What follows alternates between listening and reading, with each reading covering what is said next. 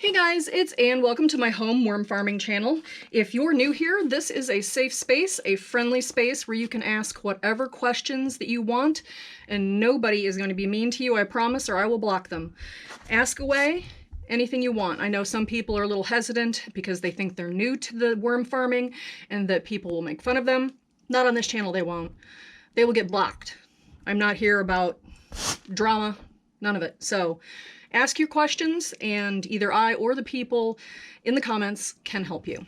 Today we're looking in on blue.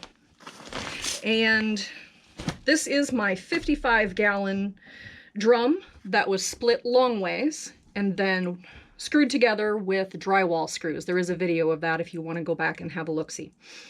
So this is the full 55 gallons of a bin. It's not half, because both halves are present. Somebody was arguing with me about that in the comments, something about math, but half of 55 and half of 55 added together is 55. So for anybody who was questioning my math, that's how I do my math. Worm math. So today what we're going to do is we're going to fluff Blue up and have a look-see and see what he's doing. So this end down here is the dry, almost finished end. And the moisture in the bin is really good, which is good and bad both, simply because it's also not a moisture that I'm going to want to sift.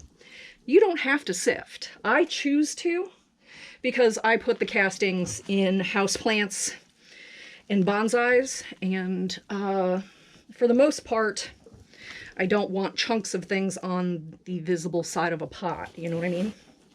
So I do it for aesthetic reasons, not for any particular functional reason other than making sure that the worms eat all of their food.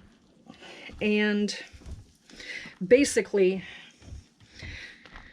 it gets recycled. So if I was to sift this, all of the stuff that was on top would go right back into the feeding zone. This little orchid thing seems to still be with me. We'll see. I'm going to not disturb that particular part. So this part here is probably about 4 or 5 months old. You can still see seeds and even a little bit of bedding here and there, and quite a few worms. So this part of the wedge is not finished.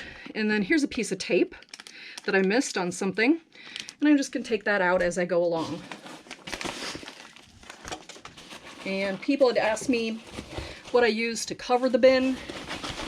These are just packing sheets that were used to send electronics, I think. So nothing super special. Oh, starting to get pumpkin sproutings. Ta-da! So we won't bug that little orchid there. If it's going to make it, the worms are going to have to rehab it. So looking at this is probably feeding from 4 months ago, 3 months ago. And you can see it's very moist still. And also, you can't really see much of the bedding, but still a little bit. And you're still seeing big chunks of things. That's how the wedge works. It gets progressively less done as I go this direction. But I do try and make sure I get in here and flip it about once a month. Oop, here's my cork. I don't know if it's breaking off on its own or if the worms are having anything to do with it, but I see a little bit here where it's being acted upon. It'll probably still be in there when I'm gone. Let's see, what have I got here? Oh, got a avocado pit. A few mites in there, helping out with the tough stuff. And if you're new here, there are red wigglers, blue worms, European nightcrawlers, and whatever my native worm is in here. Because when I first started it, there was another cork. I was like, do I have 2 corks? Apparently I do. Whenever I started this, I grabbed a handful of compost from outside to inoculate everything. And so there is the possibility that whatever my native worm is outside is also in this bin, and I believe they're called Rubellus. All right, let's move you down to the business end of the bin. Okay, here we go. Last time we gave them like 7 or 8 gallons of new bedding. So I'm not even going to give them new bedding this time. I'm going to let them get started. Those plastic sheets are doing a great job of maintaining the moisture. Even though it's below 50% humidity in here, this worm bin is staying nice and wet, which I normally have a problem with in the wintertime, but we've had a pretty mild winter so far. It was 60 degrees Fahrenheit on Christmas Day. So that is a little crazy for here, even with our crazy weather where you hit all 3 seasons in one day, or definitely 1 week. That's pretty rare to have it be t-shirt weather for Christmas in Illinois.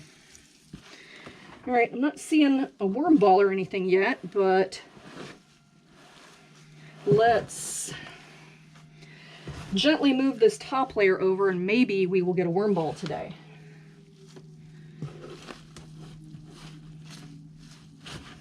All right, so let's do a flip. A little bit with that paper. All the way to the far end. Nope. Nope. Okay. Refusing to be cute for the camera. All right, well, I guess maybe if I feed you some pumpkin, that will make you guys happy.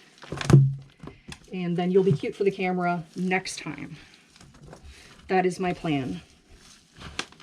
Kind of spread this all out and let's get them some pumpkin.